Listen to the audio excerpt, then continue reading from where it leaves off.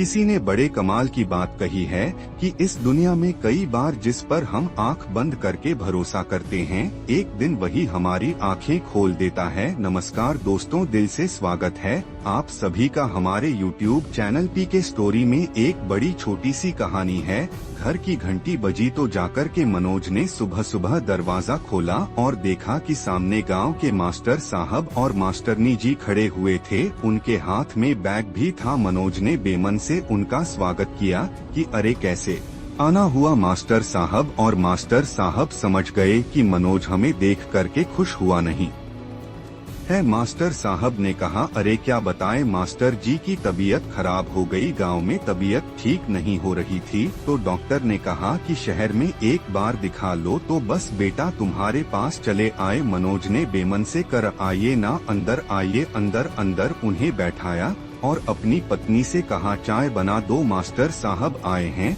मास्टरनी जी आई है। मास्टर साहब कहने लगे कि बेटा मनोज, क्या तुम आज हमारे साथ अस्पताल चलोगे? आज छुट्टी ले लोगे तो मास्टरनी जी को दिखा लेंगे। मनोज ने तुरंत बहाने मारते कहा, नहीं नहीं, आज तो ऑफिस में बहुत इम्पोर्टेंट मीटिंग है, आज तो मैं नहीं चल पाऊंगा। और चुपचाप अंदर चला गया। तभी उनकी छोटी बच्ची, मनोज की बच्ची जो थी, वह जाग गई और वह बाहर आई। हॉल में देखा कि दादू दादिया है। वो मास्टर साहब मास्टर जी को दादू दादी कहती थी क्योंकि 6 महीने पहले मनोज जब गांव गया था छुट्टियों में तो इनके घर के पास वाला घर ही मास्टर साहब का था। अब मनोज के मम्मी पापा तो थे नहीं तो उस छोटी बच्ची को मास्टर साहब मास्टर नीज में ही दादू दादी नजर आए। उन्हीं के साथ गाँव में दिन भर खेलती थी, वहीं पर पकवान खाती थी और यह भी बड़ा ख्याल रखते थे मास्टर साहब उस छोटी बच्ची का। बच्ची बड़ी खुश हुई। तभी मनोज की वाइफ आई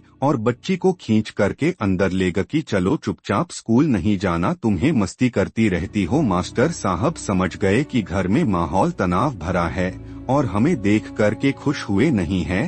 किचन में मनोज की वाइफ चली गई थी, मनोज भी वहीं था और तभी मास्टर साहब हाथ धोने के लिए वॉश बेसन के पास आए तो उनकी बात सुन ली। मनोज की वाइफ मनोज से कह रही थी कि तुम्हें समझ में नहीं आता, कहाँ इनको बुला लिया, अभी मेरी फ्रेंड्स आने वाली होंगी दोपहर में, क्या सोचें वो कौन लोग हैं ये, और अपनी बच्ची देखो जाकर के उनके साथ मिल रही है, वो बीमार है, बच्ची भी बीमार हो जाएगी। मनोज कहने लगा, मैं क्या करूं, मैंने तो ऐसे ही गांव में एक बार कह दिया था कि कभी शहर आओ तो आ जाना, मुझे थोड़ी पता था कि सच में टपक पड़ेंगे। दोनों पति पत्नी के बीच में बातचीत चल ही रही थी। इधर चाय तैयार हुई तो मनोज वो चाय लेकर के पहुंचा हॉल में। तब तक मास्टर साहब मास्टरनी जी जा चुके थे। मनोज ने अंदर आके कहा कि शायद चले गए, छोड़ो ना, बात खत्म हुई। अब यह दोनों बुजुर्ग लोग अनजान शहर में रिक्शा करके अस्पताल तक पहुँचे। अस्पताल में ढूंढ रहे थे कहीं डॉक्टर से मुलाकात हो जाए तो दिखा ले, और मास्टर साहब अंदर ही अंदर दुखी हो रहे थे कि जिस मनोज पर इतना भरोसा किया, जिसके नाम पर हम यहाँ शहर चले आए, वो तो ऐसे बिहेव कर रहा है। मास्टरनी जी को कुछ बताया नहीं था, बस चुपचाप चले आए थे। लेकिन मास्टरनी जी समझ चुकी थी कि मनोज ज्यादा खुश हुआ नहीं। तभी इनके पास में एक व्यक्ति आता है और कहता है, मास्टर साहब पहचाना आपने, मुझे बचपन में पढ़ाया था। मास्टर साहब चश्मा ठीक करते हूँ बोले, हाँ हाँ बिल्कुल, तुम्हारा चेहरा जाना पहचाना लग रहा है। तो बताने लगा कि अरे मैं कुलदीप, वो गांव में मेरे पिताजी साफ सफाई का काम करते थे और मुझे स्कूल में आता देख करके लोग चिढ़ते थे, तो फिर आप मुझे अलग से पढ़ाने आते थे। मास्टर साहब ने कहा, हाँ हाँ, तुम्हारे स्कूल आने से गांव वालों को दिक्कत थी ना, तो मैं तुम्हें 1 घंटे अलग से घर जाकर के पढ़ाता था ताकि तुम पढ़ लिख लो। कुलदीप कहने लगा, हाँ मेरी यहाँ पर नौकरी लग गई है, ज्यादा बड़ी नौकरी तो नहीं है, लेकिन यहाँ पर काम करता हूँ और मेरी डॉक्टर से जान पहचान है। आपका कैसे आना हुआ? तो मास्टर साहब ने बताया कि मास्टर जी को दिखाना है।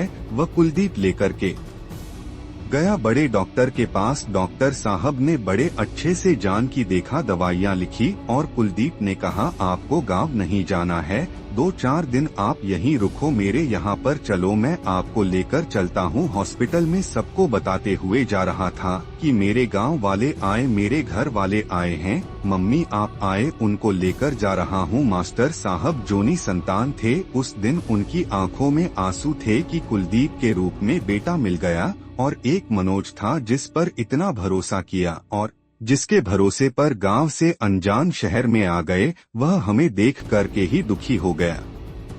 बहुत छोटी सी कहानी है, लेकिन आज के टाइम में इमोशन की इम्पोर्टेंस को बताती है। हम में से बहुत सारे लोग इमोशन से दूर होते जा रहे हैं। अपनी लाइफ में भावनाओं को जिंदा रखिए, क्योंकि जिंदगी भावनाओं से ही होती है। एक बार फिर से वही बात जो अक्सर आपसे कहता हूँ, ऊपर वाले के आशीर्वाद के साथ, अपनी मेहनत के साथ और अपनों के प्यार के साथ कर दिखाओ कुछ ऐसा कि दुनिया करना चाहे आपके जैसा। संगीत, अगर आपको वीडियो अच्छी लगे तो वीडियो को लाइक और चैनल को सब्सक्राइब करें, जिससे आपको ऐसी वीडियो रोज देखने को मिले। धन्यवाद।